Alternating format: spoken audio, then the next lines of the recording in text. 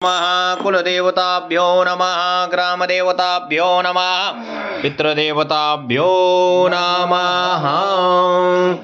अम्मा पुनन्तु मा देवजनाः पुनन्तु मनजार्याः पुनन्तु विश्वा भूतानि जातवे पुनीहि माम्। ॐ महापवित्र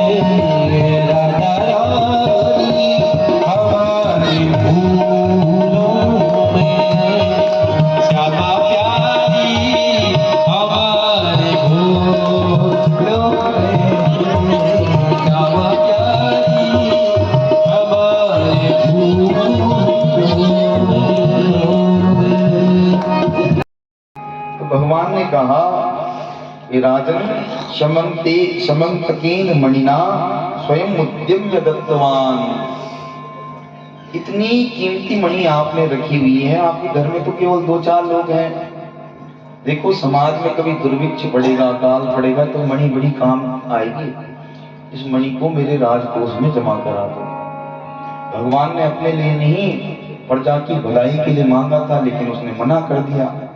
तो भगवान ने कहा भैया जिसकी वस्तु है अगर उसकी सहमति ना हो तो हमें कोई बात नहीं, मत ले जाओ अपनी मणि, हमें नहीं चाहिए। अब वो तो ले गया, लेकिन अगले दिन उसके छोटे भाई प्रसेन ने वो मणि गले में टांगी और वन में गया शिकार पर। महाराज वो चमचमाती की मणि को किसी शेर ने देखा, उसकी आंखों पर वो रोशनी पड़ी मणि की। शेर ने घोड़े को भी मार दिया और उसके भाई प्रसेन को भी मार दिया। बोलो राधे राधे राधे। वो शेर उस चमचमाती मणि को लेकर के चलने लगा और उसको जामवंत जी मिले, रामायण वाले जामवंत जी ने उसके पास मणि देखी तो जामवंत जी ने महाराज एक ही मारा उस पे शेर पे। ये जामवंत जी वही है जिन्होंने एक मेघनाथ के धरी थी तो वही नहीं सहन कर पाया बेचारा, शेर क्या सहन करता, एक ही में मर गया। और मणि को लेके गुफा में चले गए। इधर सत्राजित कई दिनों से परेशान कि मेरा भाई कहाँ गया, मणि कहाँ गई। पत्नी ने पूछा क्या बात, आजकल बड़े परेशान रहते हो। पति अगर परेशान हो ना तो पत्नी समझ जाती है कि आजकल कुछ तकलीफ में चलने लगता है। चरण दबाते हुए पूछी क्या बात, कोई दिक्कत है क्या। वो कहता है देवी एक बात मेरे मन को खाई जा रही है, लगता है किसी ने मेरे भाई को मार दिया और मणि चुरा ली।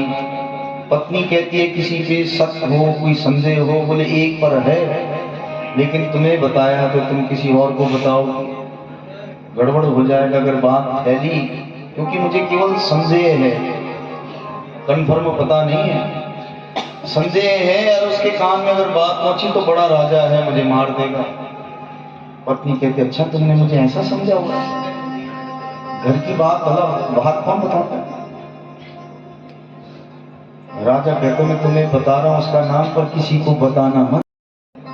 बस ही गड़बड़ हो गई, राजा ने बता दिया। वो द्वारिका का राजा है ना जो कृष्ण, कुछ दिन पहले उसने मणि मांगी थी। जो बचपन का चोर तो है, मैंने मना कर दिया, लगता है उसने मणि चुरा ली, लेकिन किसी को बताना मत। ये बात वो कहती कैसी बात कर रहे हो, मैं क्यों बताऊंगी भला किसी को। लेकिन जब से उसने सुनी बेचारी उदास रहने लगी। एक दिन एक पड़ोसी आई, क्या बात बहन आजकल तो दिखाई नहीं दे रही है। देख बहन मैंने कभी तुझे अपनी पराई बहन नहीं माना, सगी बहन माना है। पड़ोसी में कहती जैसे मेरी सगी बहन ऐसे तू ही है, तुझमें मुझ में कोई भेद नहीं है। तेरा घर मेरा घर, तेरा सुख मेरा सुख, तेरा दुख मेरा दुख। अगर कोई बात है तो देखो मन की बात बताने से हृदय हल्का हो जाता है, मन हल्का हो जाता है। तेरी सौगंध खा के कहती मैं किसी को बताऊंगा नहीं। तो वो कहती बहन विश्वास करके तुझे बता रही, किसी को बोलना मत। उन्हें बता दो द्वारिका के राजा कृष्ण ने मेरे देवर को मार दिया, मणि चुरा दी। और पड़ोसी को मसाला मिल गया बढ़िया वाला, और तुरंत महाराज फिर पड़ोसी की यहाँ गई, तुझे नहीं पता उसकी खास फ्रेंड हूँ मैं, बिल्कुल सगी, इसलिए मुझी से बोलती हो ऐसी बात, और तुम मेरी अपनी है, किसी को बोलना नहीं, उसके घर में आजकल ऐसे ऐसे चल रहा है। और होते करते एक ही दिन में पूरे नगर को पता लग गया महाराज। किसी बात को बहुत जल्दी पूरे नगर में फैलानी हो तो एक माता को बता दो, किसी को साथ में कह दो, किसी को मत बताना। नारायण बोलो राधे राधे। महाराज भगवान श्री कृष्ण को पता लगा, अरे देखो मिथ्या कलंक लग गया, झूठा कलंक, झूठा कलंक लगे तो उसको धोने का प्रयास करना चाहिए। 10-5 आदमियों को साथ में लेके भगवान गए वन में। एक जगह प्रसेन मरा पड़ा हुआ था, घोड़ा भी बगल में मरा पड़ा हुआ था। आगे गए तो शेर था, शेर मरा पड़ा हुआ था। वहां एक भालू के पंजों के निशान देखे, गुफा में जा रहे थे भगवान, अंदर गए, एक सुंदर सी कन्या मणि के साथ खेल रही है। आहा, भगवान के चित्त को बड़ी ठंडक पहुंची कि मणि मिल गई। लेकिन उस कन्या ने सुंदर पुरुष को देख करके अपने पिता से कहा कि इस मणि को कोई घूर रहा था। तो जामवंत जी ने आओ देखा ना ताओ महाराज जा करके सीधे भगवान की छाती पर एक मार दी। बोलो राधे राधे। हाँ, क्या गजब का युद्ध हो रहा है भक्त और भगवान का। भगवान भी महाराज एक धमुका धर दिए जामवंत जी के, और दोनों में ऐसी गुत्थम गुत्था हो गई शुरू कि 27 दिन तक युद्ध चला है। 28वें दिन जामवंत जी प्रणाम करके कहते कि महाराज मैं समझ गया, वैसे आपके मुंह से सुनना चाहता हूं कि आप कौन हैं। भगवान कहते बावरे पहले ही पूछ लेता मैं कौन हूं तो इतना कितनी गुत्थम गुत्था होती नहीं। नारायण जामवंत जी भगवान से कहते प्रभु इस निशांत वन में आप क्यों आए हैं। भगवान ने कहा मणि का झूठा कलंक मेरे ऊपर लगा चोरी का, ये मणि मुझे दे दो। जामवंत जी कहते हैं हमारे यहाँ महाराज नियम है कि बेटी को जो चीज एक बार दे दी वापस नहीं ली जाती है। मैंने बेटी को दे दी है। अगर आपको मणि चाहिए तो एक काम करो, एक जुक्ति है, मणि मिल जाएगी आपको। क्या बोले बेटी ले लो, तो बेटी का जो कुछ है वो सब आपका हो जाएगा। तो जामवंत जी ने जामवती का हाथ भगवान के हाथ में दे दिया और साथ में दहेज में मणि भी दे दी। वो मणि लेकर के सतराजित के पास गए। राजन मिथ्या बिना विचारे किसी पे कलंक नहीं लगाना चाहिए। देखो तुम्हारी मणि ये 10-5 लोग गवाह है, पूछ ले। राजा बड़ा लज्जित हुआ। सतराजित कहते महाराज मुझे बड़ी शर्मिंदगी हो रही है, पश्चाताप की अग्नि में मैं जल रहा हूँ, ये मणि आप ही रख दो। भगवान कहते ना ना ना ना, अभी तक तुमने दी नहीं थी तो इसने बिना दिए इतना नचा दिया, जब दे दोगे तो भगवान जाने क्या करे, मुझे नहीं चाहिए मणि। बेचारा रोने लगा महाराज कुछ तो ले लो। भगवान कहते हैं और क्या है तुम्हारे पास। वो कह रहा है और एक काम करो बेटी ले लो, कुछ तो मेरे मन को शांति होगी, कुछ दिया आपको। तो इसकी एक बेटी है सत्यभामा। भगवान ने तीसरा विवाह किसके साथ में किया, सत्यभामा। गिनते रहना, मैं कहीं बीच में गिनती भूल जाऊं, पढ़ा लिखा भी बहुत कम हूं मैं। 16,108 विवाह। सत्यभामा को लेकर के महाराज भगवान द्वारिका गए और द्वारिका से फिर हस्तिनापुर चले गए। पीछे पीछे रुक्मिणी जी दौड़ी, सुनो कहाँ दौड़ रहे, भोजन तो करते जाइए। पीछे पीछे जामवती जी दौड़ पड़ी, अरे जाना ही है तो कम से कम चरण पादुका तो पहनते जाइए, ये धूप कितनी तपतपा रही है, आपको आंगन में चलते हुए पांव आपके जलेंगे, चरण पादुका पहनते जाए। सत्यभामा भी दौड़ पड़ी, जामवती दौड़ पड़ी, रुक्मिणी जी दौड़ पड़ी, भद्रा, लक्ष्मणा, कालिंदी, पीछे महाराज 16,108 पत्नियां दौड़ पड़ी हैं, बच्चे दौड़ पड़े, नाती पोते दौड़ पड़े, यहाँ तक सैनिक, सेनापति, मंत्री, महामंत्री, अमलात्मा, विमलात्मा, ज्ञानात्मा, वृद्धात्मा, बच्चे बूढ़े सब दौड़ पड़े हैं। महाराज भागवत जी में लिखा है, त्रीणि गुणमान निहिताय कृष्ण कश्चात् द्विजः। 3 विशाल बड़े बड़े दरवाजे हैं और 3 विशाल आंगन हैं। आज भी 3 डोडियां, द्वारिका आप जाते होंगे तो वहां पे डोडियां हैं, उसको पार करते हुए भगवान जब जा रहे हैं तो पीछे पीछे पूरा खानदान दौड़ पड़ा है। और जैसे ही द्वार पर पहुंचे, सामने सुदामा जी खड़े हुए थे। सुदामा जी को देखा है बहुत वर्षों के बाद, तो रुदन करने लगे, जोर जोर से रोने लगे, आंखों में आंसुओं की धारा बह चली कि देखी सुदामा की दीन दशा, करुणा करके करुणा निधि रोए। देखी सुदामा की दीन दशा, करुणा करके करुणा निधि रोए। देखी सुदामा की दीन पानी परात वो हाथ छुओ नहीं, पानी परात वो हाथ छुओ नहीं, पानी परात वो हाथ छुओ नहीं। नैनन के जल सोपक धोए। देखी सुदामा की दीन दशा, करुणा करके करुणा निधि रोए। करुणा करके करुणा निधि रोए। करुणा करके करुणा निधि रोए। दौड़ करके गले लगाया, कांधे पर हाथ रख लिया और सीधे अंदर ले गए। जिस उच्च सिंहासन पर, मणिमय सिंहासन पर स्वयं भगवान विराजते हैं, उसी सिंहासन पर सुदामा जी को बिठाया और स्वयं भगवान नीचे चरणों में बैठ गए। बंधुओं, आजकल जगह जगह ऐसी जगह बैठा हुआ प्रत्येक व्यक्ति पाप का भागीदार होता है कि सुदामा की झांकी बना करके ऐसा धक्का देना और हंसना सुदामा जी के ऊपर। अरे जिसके चरणों में स्वयं भगवान बैठे हों और अपने स्थान पर, अपने सिंहासन पर जिसको बिठाया हो, कोई साधारण होगा? वो कोई साधारण नहीं हो सकता है। बंधुओं, सुदामा जी के लिए कई लोग कहते हैं वो दरिद्र हैं, वो ग्रहण करी है, हे नहीं, ग्रहण करी हुई है, वो ऋषि का श्राप। और वो सुदामा का जो भगवान के प्रति प्रेम है, तो आज भगवान इतना आदर कर रहे हैं, इतना आदर कर रहे हैं कि ऐसा प्रेम मुझसे कौन कर सकता है। महाराज, दुनिया के लोग इतने स्वार्थी हैं कि किसी ने कहा जा कम से कम 5 हनुमान जी का व्रत लेकर के मंगलवार को घी का दिया जला, काम बन जाएगा। और 5 दिनों में नहीं बना, अगर 5 मंगलवार में छोड़ देता है।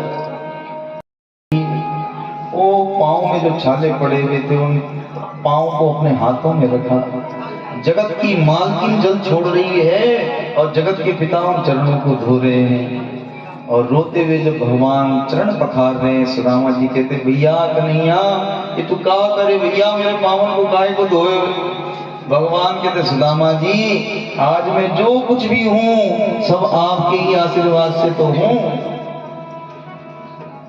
हे ब्राह्मण देवता, आज मैं जो कुछ भी हूँ सब आपके आशीर्वाद से हूँ।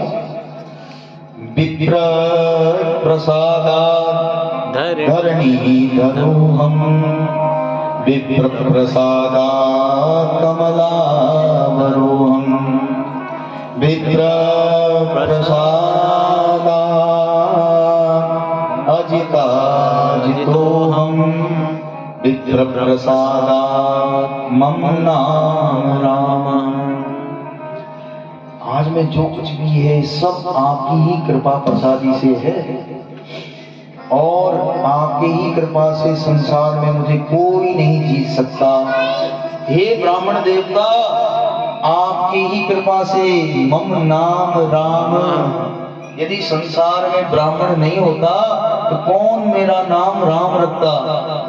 यदि संसार में ब्राह्मण न होता तो कौन मेरा नाम कृष्ण रखता। और ब्राह्मण न होता तो कौन जान पाता मुझे कि कोई कृष्ण भी है, कोई राम भी है। बोलो राधे राधे। जब ने ऐसा कौन सा पुण्य किया होगा कि तीनों लोगों के स्वामी चरण धो रहे हैं और बार बार देख देख करके आंसू बहा रहे हैं। कि मनीन कृतम पुण्यम अवधूतेन भिक्षुणा स्वयं। इस फटी हुई धोती पहनने वाले ब्राह्मण ने सब कौन सा पुण्य किया होगा।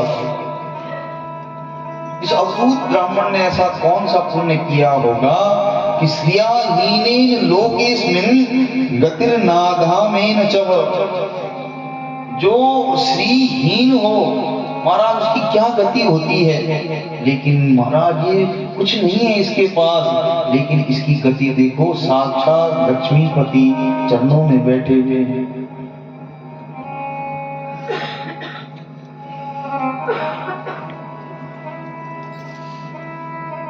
रुक्मणी जी गई भाव में उन्मत्त होकर के और चरणों में लेट करके चरणों में प्रणाम किया। तो सुदामा जी ने आशीर्वाद दिया, देवी चिर सौभाग्यवती भव। तब तक दौड़ी दौड़ी दूसरी वाली आ गई जामवती, देवी चिर सौभाग्यवती भव। फिर दौड़ करके तीसरी भी आ गई, कहा देवी चिर सौभाग्यवती भव। लाइन लगने लगी, कान इधर करना जरा एक मिनट। भगवान ने कहा क्या हुआ, ये सब अपनी है कि सब आस पड़ोस सब इकट्ठा होके आ गया। भगवान बोले ब्राह्मण देवता आपके आशीर्वाद से सब अपनी ही है। कितनी है? भगवान बोले 16,108। सुदामा जी बोले भैया कहीं मुझे आज ऐसा लग रहा है कि आशीर्वाद देते देते मेरी गंगा माई की जय ना हो जाए बीच में। दुबला पतला ब्राह्मण भगवान के तो पत्नियां हैं तो बच्चे भी हैं। 1,61,000 तो पुत्री हैं, उसके बाद नाती पोते, बड़ी लंबी लाइन है। यहाँ से बद्रीनाथ तक लाइन लगी हुई। भगवान कहते हैं सबको आशीर्वाद देना पड़ेगा, आधों को मिल गया आधों को नहीं मिलेगा नाराज हो जाएंगे। बोलो राधे राधे। लोग तुम्हारा छोटी छोटी बातों पे नाराज हो जाते। घर का मुखिया क्यों है, और शास्त्र कहता है अगर मुखिया को आशीर्वाद मिल जाए तो पूरे परिवार को आशीर्वाद मिल जाता है। कि काम करो सबके बदले का आशीर्वाद तुम ले लो, मैं थक गया हूं मेरी सामर्थ्य नहीं। तो भगवान लेट करके चरणों में प्रणाम कर रहे हैं और सुदामा जी आशीर्वाद दे रहे हैं। एक भारत के ब्राह्मण की सामर्थ्य है जो भगवान को भी आशीर्वाद देता है। महाराज एक भारत के ऋषि की सामर्थ्य है कि जो भगवान को भी आशीष देता है। रात्रि को दोनों मित्र बैठे, अब तीनों लोगों में मुझे तो ऐसा प्रतीत हो रहा है कि मेरे जैसा प्रसन्न और शायद कोई दूसरा होगा। भगवान कहते हैं सुदामा जी लगी रहा है मुझे भी। अच्छा ये बताओ, बचपन में तो आप कहते थे कि विवाह नहीं करूंगा, शादी नहीं करूंगा। वो बचपन में कहते थे, उसके बाद तुम अपने घर में अपने घर विवाह हुआ कि नहीं? सुदामा जी कहते इच्छा तो नहीं थी, लेकिन माता पिता ने विवाह कर दिया। मैंने कहा टाला भी नहीं, माता पिता ने उनकी इच्छा थी तो कर दी। तेरी भाभी को नाम है सुशीला। भगवान कहते वाह विवाह कर लिया, कैसे मित्रों बताओ, मुझे बोला भी नहीं, बताया भी नहीं। सुदामा जी ने कहा ज्यादा बात मत बना, मैंने तो एक ही कही, भूल गया। आपने तो 16,101 में तो याद करता कम से कम। भगवान कहते एक भी ढंग से हुई होती तो तब याद करता है। शाम को 5 बजे तक तो कोई चर्चा ही नहीं थी कि विवाह भी होना है, लेकिन 7 बजे बहू घर में, अरे कोई कहीं से भगाई, मेरी भाभी ने मेरे लिए क्या दिया है। सुदामा जी संकोच करने लगे। फिर भागवत जी का एक प्रसिद्ध श्लोक गीता में भी आता है, मनी मन भगवान कहते हैं अरे सुदामा जी मुझसे क्यों संकोच, पत्रम पुष्पम फलम तोयम यो मे भक्त्या प्रियच्छति। सुदामा जी पत्ता क्यों ना लाए हो आप, लेकिन भाव हो, उसमें क्या हो, प्रेम हो। मैं वस्तु ग्राह्य नहीं होता हूँ, मैं तो भावक ग्राह्य होता हूँ। भाव। अच्छे चावल लेके आया है। महाराज भगवान ने जो चरण दबा रहे थे सुदामा जी के, उन्होंने कहा सुदामा जी चलो कोई बात नहीं, लेकिन एक बात बताओ, तुमने बहुत देर से हाथ क्यों दबाया हुआ है ऐसे? अरे मैंने चरण तो बहुत दबाए थे, लेकिन हाथ तो अभी तक दबाए नहीं। इतनी दूर से चल के आ रहे हो, लगता है हाथों में भी दर्द हो रहा होगा आपके। और हाथ पकड़ा जबरदस्ती और आगे की ओर खींचा तो पोटली नीचे गिर गई। भगवान ने पोटली उठाई, देखा एक विलस्त कपड़े में पोटली बंधी हुई थी, पांचों जगह से, पांच जगह से वो फटा हुआ, ऐसे तैसे सिल करके वो पोटली बांध रखी थी। भाभी होनी थी सो है तो हो गया, लेकिन अब ध्यान रखना, अब ऐसा नहीं होगा। अब तो एक मुट्ठी चावल उठाई और संकल्प किया, स्वर्ग में इंद्र के पास जो संपदा है, स्वर्ग के राजा के पास जितनी संपदा होती है, वो सुदामा जी को मिल जाए। होनी थी। आंसू बहाते हुए संकल्प किया, सुदामा जी आपने बहुत कष्ट सहन किए हैं, मेरे हिस्से की भी दरिद्रता आपने ली है। मैं संकल्प करता हूँ कि पृथ्वी के सम्राट के पास जितनी संपदा होती है सब सुदामा जी को मिल जाए। स्वर्ग दे दिया, भूतल दे दिया, और तीसरी मुट्ठी उठा करके कह रहे थे मेरा वैकुंठ भी सुदामा जी को मिल जाए। तो रुक्मणी जी ने हाथ पकड़ लिया, कहा सब कुछ तो दे दिया, अपने बच्चों का भी तो ध्यान रखो, आज बहुत मेहरबान हो रहे हो। एक ब्राह्मण वो भी था जिसने आपकी छाती पर लात मारी थी। तो भगवान की इशारों में बात हो रही है, इशारों में भगवान ने कहा सुनो, एक ब्राह्मण वो भी था जो तुम्हारा पत्र लेकर के आया था। उस दिन कैसी मुसीबत थी, और उस मुसीबत की घड़ी में ब्राह्मण ही था जिसने उस समय ऐसा साहस दिखाया, उन दुष्टों के बीच में बस घुस करके मेरे पास वो पत्र लेकर के। अगर उस दिन वो ब्राह्मण ना होता, आज तुम यहाँ ना होती। अब ये बात है तो केवल इशारे में चल रही थी, जवान से वाणी से। रुक्मणी जी कहते सुनो, आप ये क्या कर रहे हो, सारा प्रसाद अकेले ही ग्रहण कर लोगे, हमें नहीं दोगे? बच्चों को सबको प्रसाद मिलना चाहिए। तो महाराज ये केवल वाणी से कहा, रुक्मणी जी जानती हैं कि सुदामा को क्या दे दिया है, और भगवान जानते हैं, बाकी किसी को नहीं पता कि सुदामा जी को क्या मिल चुका है। सुबह होते ही सुदामा जी ने कहा कन्हैया भैया बहुत दिन लगे हैं आने में, और बहुत दिन लगेंगे जाने में, तेरी भाभी अकेली होगी, मुझे जाना चाहिए। तो भगवान ने रोका भी नहीं, मित्र को गले लगाया और विदाई दे दी। विदाई दी तो सुदामा जी रोते हुए जाने लगे और भगवान की करुणा के लिए और कहने लगे कि क्वाहं दरिद्रो पापिया कृष्ण श्रीनिकेतन ब्रह्मबंधुरिति स्म बाहुभ्यां परिरम्भितः। कहाँ तो मैं दरिद्र था, वहां मैं पापी व्यक्ति, यहाँ की जगह कंचन महल खड़े, बड़ा स्वर्ण का महल है। द्वारपाल से पूछा कि भैया यहाँ तो हती मेरी छोटी सी झुपड़िया, यहाँ एक छोटी सी झोपड़ी थी, कहाँ है? क्या कोई सेठ जी को ये जगह पसंद आ गई? बोले सेठ जी की नहीं है, ये तो पंडित जी का है महल। कहाँ है, बुलाओ पंडित जी को, पूछूं कि मेरी झोपड़ी कहाँ डाल दी? बोले अब पंडित जी तो द्वारिका गए, हमने भी नहीं देखा उनको। सुदामा जी सोचने लगे ब्राह्मण मैं ही हूँ, द्वारिका मैं ही गया था, लेकिन मेरा तो हो नहीं सकता ना मैं। अच्छा उसको पंडिताइन को बुलाओ, मैं पूछूं कि मेरी पंडिताइन कहाँ है और झोपड़ी कहाँ गई मेरी। अंदर से महाराज उनको पता लगा सुशीला को, तो सुशीला जी अब तो क्या था ना, बढ़िया नवलखा हार पहना हुआ था, आने लगी। सुदामा जी ने कहा देवी आप कौन है? अरे मुझे पहचाना नहीं, मैं तुम्हारी पत्नी हूँ सुशीला। सुशीला तुम? अरे ये सब कैसे? बोले आपके जाते ही यहाँ द्वारिकाधीश आ गए थे। और अपने हाथों से ये महल बनवाया है। साक्षात स्वर्ग से उन्होंने विश्वकर्मा को बुलाया था मिस्त्री, और विश्वकर्मा के द्वारा ये महल बनाया है। अरे भंडार भर दिए। सुदामा जी सोचने लगे, देवी मुझे देखो, मैं तो फटी धोती पहन के गया था, फटी धोती पहन के आ रहा हूँ, क्योंकि मेरे मन में ऐसी कोई कामना थी नहीं। इसका मतलब तुम्हारे हृदय में बहुत सारी कामनाएं थी। अब देख, मेरा तो मन लगेगा नहीं, मैं तो चला, मैं तो कुटिया में ही रहूंगा। सुशीला जी ने कहा, जब तुम नहीं रहोगे तो मुझे क्या करना।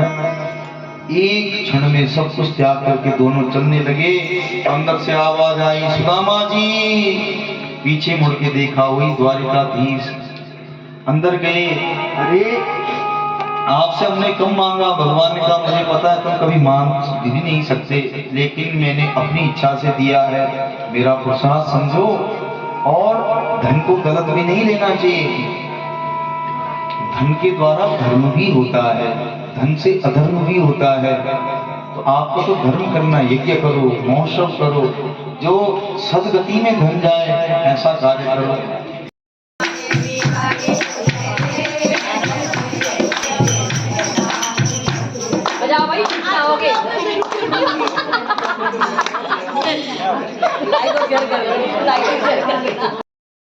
देवाः पूर्णादरभिपारा पातासु पूर्णा पुनरापाता वदने विक्रीणा वाह एकामूर्जगुं शतकरतो स्वाहा। ॐ पूर्णमदः पूर्णमिदं पूर्णात् पूर्णमुदच्यते पूर्णस्य पूर्णमादाय पूर्णमेवावशिष्यते। स्वाहा। बोले कि पुरुष भगवान की, सच्चिदानंद भगवान की जय।